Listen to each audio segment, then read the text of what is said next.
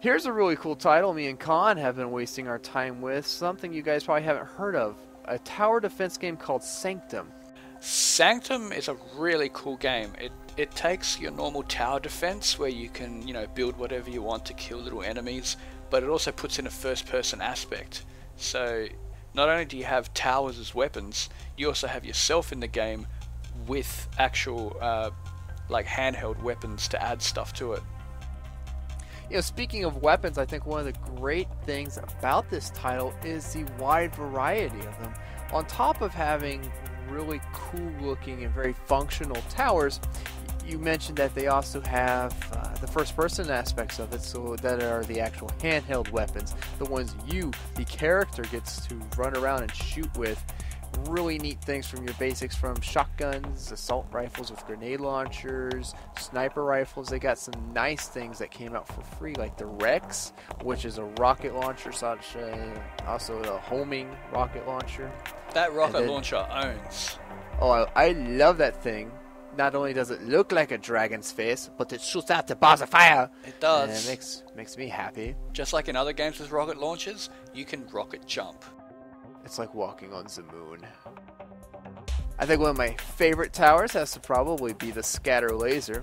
You get about 20 of those set up. You just put your arms behind your head and you lean back and you just watch those fireworks roll. It is a beautiful sight to see. It's like 4 million little lasers just going. My favorite tower is the lightning tower. It puts out so much damage once you've leveled it up fully. But it does it every few seconds, so it doesn't take too long to power up like some other weapons. They should just rename that tower just Thor. Yeah. What would be more? It's just a hammer of damage that comes down in a ball of lightning. In terms of strategy, this is a really interesting game because the enemies will come from you from both the ground level and in the air. And then the objective, which is the sphere, I'm not sure if it has a name, but it's just a sphere that they have to jump into or fly into.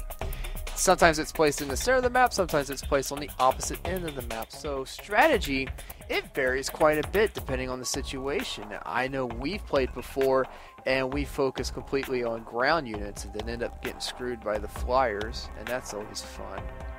There's been a few times where we're expecting just a handful of flyers, and we look at because the cool part of each map is you can see what the next wave of enemy is going to be, and sometimes we forget to check.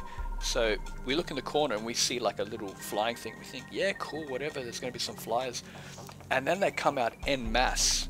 So we're trying to shoot them with our guns as well as the tower, and we're just freaking out. And then you see them one at a time just going dip, dip, dip into our little sphere, and the sphere's damage going low. I can see that grin on their face going, "You mad, bro?" as they fly in. We're just like, "Ah!" They're little bastards. I mean, it's okay if they're the slow-moving ones, but if there's this other one where it just jigs back and forth, and you sit there lining it up with a sniper rifle, and then just as you shoot, zip moves. It's like, no! There's this one map where they come from both sides and the sphere is in the middle, and what we did was one of us went onto one side, the other went onto the other, and we just started building, happily on our own sort of way. And every time one wave came through, whoever finished first, you could pretty much tell they had the better setup, and then they'd look over to the other person who's still running around on the map trying to kill this one moving red thing. Okay, alright, first off, that only happened 16 times on my end. Alright, I was still doing the best out of us both. I just want everyone to know that, who wasn't there to witness it. Which brings us into another thing I really like about this game, and that is the difficulty. The game really mixes up on what enemies it presents to you to take on that challenges. So while you might have a mindset of taking out ground units, the game might have a different mindset, seeing that your air force or your air defense is really weak. So it's going to topple you with that. The other tricky part is it also depends on the weapons you have, and since there are a lot of weapons, but you can't equip every single one. So depending on what you build and what weapon you're carrying on you at the same time really matters. So a lot of the console gamers out there might be curious on how easy is it to play a first-person game on the PC. And one thing that really pleased me with this game is that you can't get any simpler with the controls. You do your basic mouse movements for your camera and aiming, and then you have only 5 keys, space to jump, WSAD to move around. This game makes it so simple, and that really adds to its good design. It's very smooth, the way it feels as well. That's what I liked about it. And because most things aren't moving too fast, you don't have to, twitch game. You just aim at things, shoot when you're ready. One of the cool things about this game is the way it runs. Because it uses the Unreal Engine, I mean, not only is it going to look nice, but it's also going to run fairly smoothly. And yeah, this game does run really well. I gotta agree, especially at times when this game has a lot of enemies. I'm not talking about 20, but I'm thinking 50 in the air, or 100 little crawlers. The performance holds real well. Yeah, I mean, it's not only just the enemies running around, you got the towers shooting 1 million sort of projectiles, and then you got ours sending off, our own missiles and whatever it has.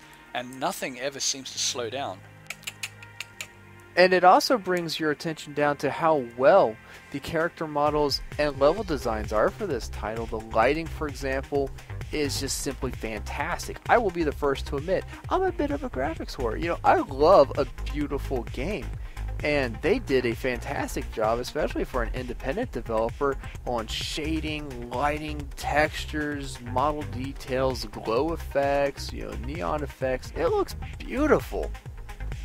It's very pretty. Even the world, the stages, they're all completely different in the way they look, and they have little added things. Like, for example, one stage is in this underground cavern thing, and for no reason, in between each wave, when you're plotting your towers and what to build and what to upgrade, at one stage this massive, I'm just going to call it some rock monster god thing, just plods along in the background. It's like boom, boom, and you're just looking around, you see this huge thing. It's awesome.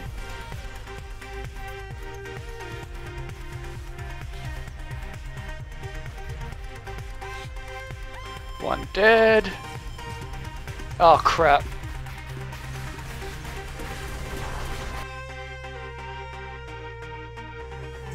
Some of the other things that they put in which are really cool are things you have to actually look for. Like the cavern that I mentioned, there's a couple holes in the middle, and when you fall, underneath there's other things, like a giant flower just hanging there, or fire just coming out of one area, and it just looks really nice. The creativity for the levels are exceptionally well. Khan, for example, found a little Easter egg, you could call it. He's exploring around, not helping me out at all, and he finds a barbecue out on the beach, complete with an umbrella, towel, and just things you would never think to go looking for. But you could tell they were having a fun time making this game. It's like they knew who I was. They put the barbecue out for me. I rocked up with the shrimps, and I just went for it while Jed was fighting things on his own. I know, it's like all the other beach barbecues. None of the girls were there. No, there were no girls that time.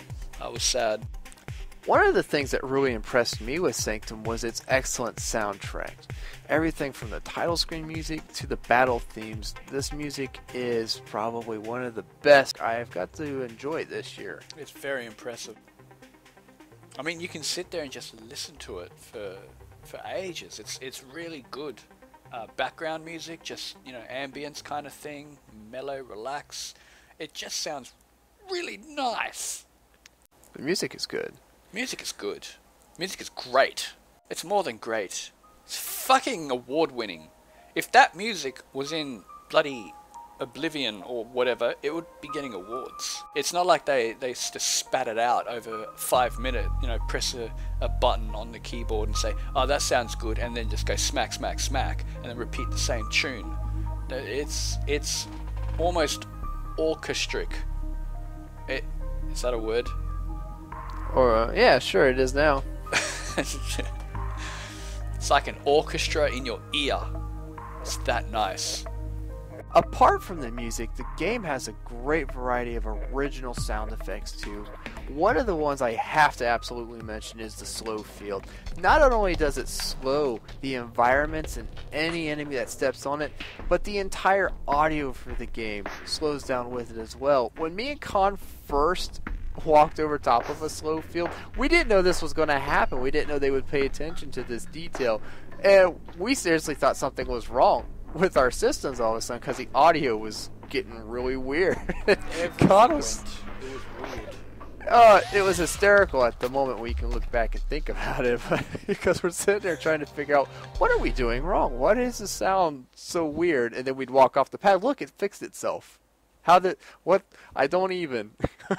I was actually stressing at one point. It's like, what the hell? Why is it doing that? And then focus. Ooh. Oh, yeah. It's not only slowing down the sound, but there's a text-to-speech option in it, which is really cool. So, you can type blah, blah, and a robotic voice comes out. But if you type that while you're in the field, it slows that down too. So you could say, hello to come out, hello. You can like jump up and down. It'll speed up, slow down, speed up, slow down. It's so much fun. Alright, I'm done.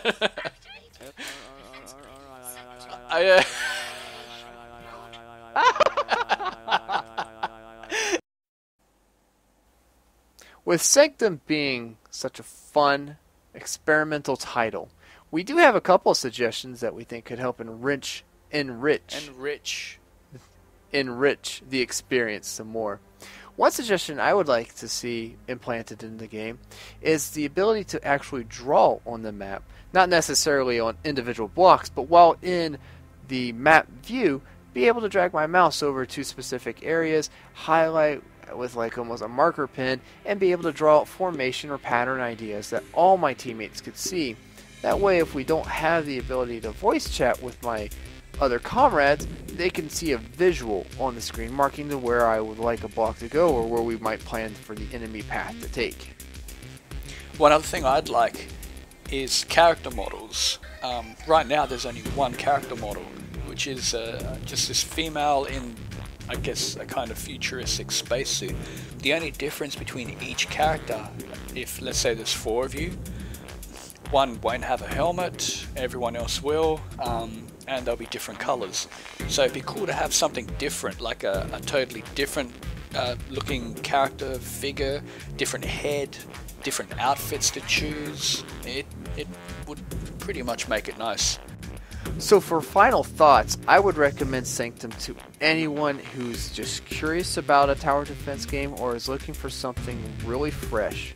It is fun, it has got great lastability, excellent graphics, good variety on enemies and towers, the music is good, the replay is good, and I've actually enjoyed a lot of time in this title. I think I got over some 30 hours worth. And we'll be investing heaps more hours into it because they keep adding more levels and more weapons. And some other cool things is they keep putting in different game modes. So instead of, playing it normally, like say, build your tower, upgrade, build, upgrade, kill. Now there's all these other modes, like one for example, you get given a whole bunch of money and then you just build as many things as you want and upgrade whatever you want. Within reason, obviously, since you do have a limit. And after that, it's pretty much live as long as you can because you're not getting any more money. So you gotta think about what you're building. It's a pretty cool game mode. Definitely a cool game mode, and it's something that they just pitched in for free. I like it. So overall, I highly recommend this game. It's impressed me as an It's impressed me as an independent developer title, and I think it's actually right up there with the big boys. It should be. Then overall, it gets Jed's thumbs up of approval. And my boobs up of approval. What? We're gonna get you some help.